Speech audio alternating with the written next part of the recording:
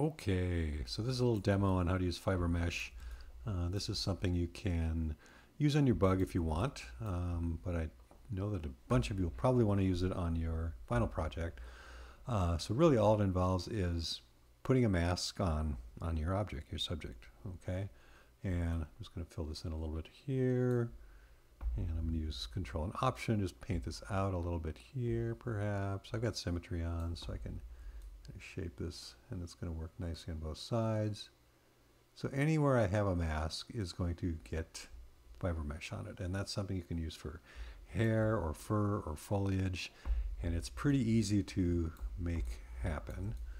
So now that I've got a mask on here, I'm going to go to the Fibermesh tab over here, right here.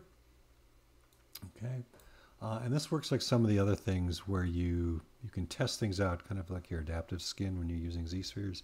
And then when you like it, you click accept, and then it puts it in as a separate subtool. Okay, so I'm going to click on this Lightbox Fibers just to load something in to start with. You always want to start with a preset that just gets rid of a lot of the issues. So here they are. I'm going to go with this guy. I've used this, I think this one, 225. This is a good one in that it doesn't have any color on it, which is good because I'm going to want to paint color on mine. So if I double click that, that's going to put this hair on. Okay, and as you can see, it's a little long. Okay, and you see it just disappears whenever you move. Okay, it's kind of like a render idea there. Okay, so that's way too long, obviously. So the first thing I want to do is I'm just going to go over to this menu and look at the length. Right now it's at 888. If I slide that down to about, I don't know, 30, then you can start to see how you can make this work.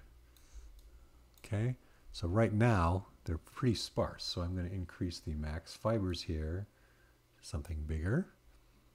Okay, and as it draws that out, you'll see, looks like he has bees on his face.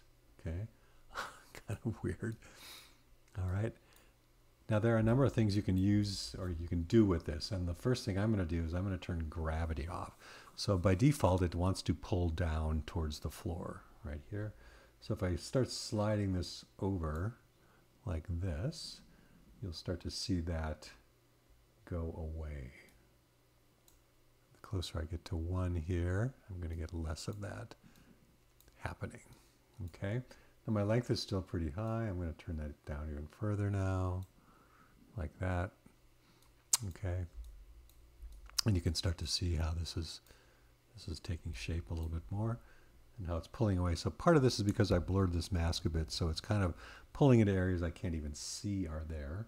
So you have a number of things you can control here. You can control the length profile.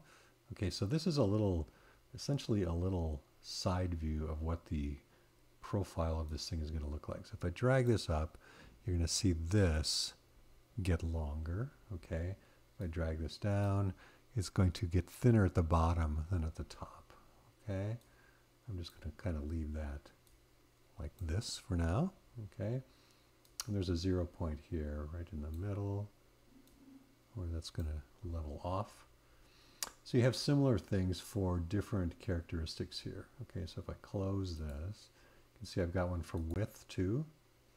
Okay, so the thickness of that here. Okay, so I have up to right. Take that out that way. Okay, gets a little thinner. I'll just leave that so you can take a look at that later. And then coverage, as well as how much of it's going to be dealing with the mask, like this. Okay, as I get zoom in on that. Now this isn't really terribly accurate of how it's actually going to look when it's rendered, so you do have to kind of check that from time to time. We've got a gravity profile here too, like the other one as well. If you start turning that down, you get a different feel for that. And the best way to mess with this is just to kind of play around a little bit and just see, you know, what happens as you change these numbers to different values. Okay, clumps, how they tend to clump together as they come out of the surface. Okay, like so, like that. Okay, interesting. So this thing is something you need to be very aware of. So this is actually a texture that's on each individual hair. If you're going to paint this at any point in terms of color, you want to get rid of this right away. So I'm going to go to image, just turn texture off like so. Okay. And that's just going to make it a uniform color like this. Okay, which is fine. This profile and segments has to do with how it's actually rendered. If you start increasing profile, it's going to make it thicker. Right now it's composed of a single ribbon of polygons, okay, which makes it really fast to render. If you start changing that, this number is going to get really big really fast.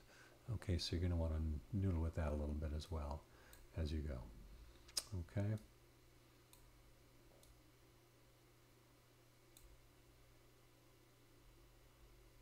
It's looking good.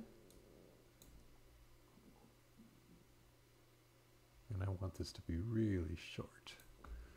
More like fur than hair, okay? And this is in thousands here when you do this, so let's see, that does take a little time to get that going. Okay, maybe bump that up a little bit just for kicks. There we go, that looks interesting. Okay, so anyway, when you like it, you click accept. Okay, and I'm just going to say no to fast preview here because I just want to let you see what's happening. So if I go to subtool here, you'll see I now have this as a subtool in here. Okay, so again, I can always go back here and edit my mask. So let's say if I divided this again. Sorry, I've got to go back here and I'm going to clean up my geometry. Delete lower, divide that again. Okay, so I can do, you know, multiple tries at this if I want. So if I clear out my mask and just try a different one, let's say I want to just do something like this. The nice thing is my settings are still there for my Fibermesh, so that if I wanted to try something with a different look or a different mask, I can go back in here like this and just click preview.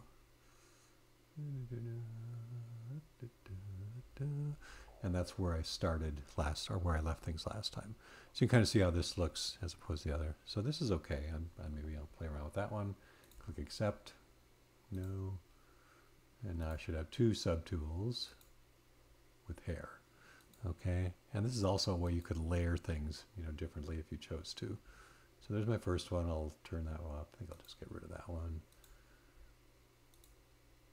And we'll go with the quicker one here, like so. Okay, so that looks a little bit more like I wanted it. And part of what I did is I divided my mesh again so I get more detail on this thing. That's another reason this was kind of getting funky around the face.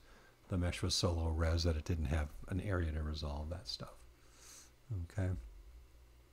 All right, so beyond that, you can then take this guy and with my dog selected here, I'm going to just click color here. I'll get rid of my mask. Color, fill object, like so. And then on this dude, do the same thing. I'm going to give this, I don't know, some other color on my fiber. So I can see it. And fill object. And so you kind of see I get this color on the hair here, like so. And once I've filled that, I should then be able to go in here and modify this. And if I go to my RGB up here, I can paint the hair where I want it to change color. Okay, looks a little garish there. You kind of get the idea. Okay. You know, so let's say I want to go to white, you know, paint that. You can airbrush this dude any way I want. Yellow, green. Gorgeous. Yeah, okay, so it's not the prettiest example in the world, but you do get the idea of what's going on. Oh, somehow I managed to turn symmetry off. Okay, so I lost my color there on both sides. What a shame. That's better. Let's get that going. Okay, much better. All right. So that gives you an idea of just what you can do with this stuff, and you can kind of see how I went from not a lot to 7 million points here. So that'll beef things up in a hurry. And if I take a render of this, just to give you an idea of what it would look like rendered, let me zoom in a bit so you can see it.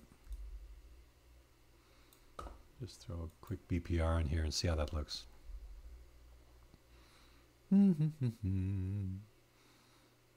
If it takes too long, I'll just clip this inside the movie so you can get to the other one.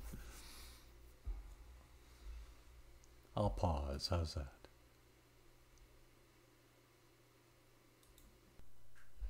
Okay, so here you can see the final result. That took about 5 minutes to render, but you'll see it's a much less coarse looking thing then. So it's a good idea to render it from time to time just to make sure you're getting what you think. And I should also mention that if you move this at this point, it's going to just revert back, that there are grooming brushes you can use for this too. So once you've got that thing in there, you can actually brush this stuff with a series of different brushes to make it conform to whatever you're looking to have happen. Okay, so that's it on Fibermesh for now. And you can always contact me if you have any other questions or things like that. All right, out.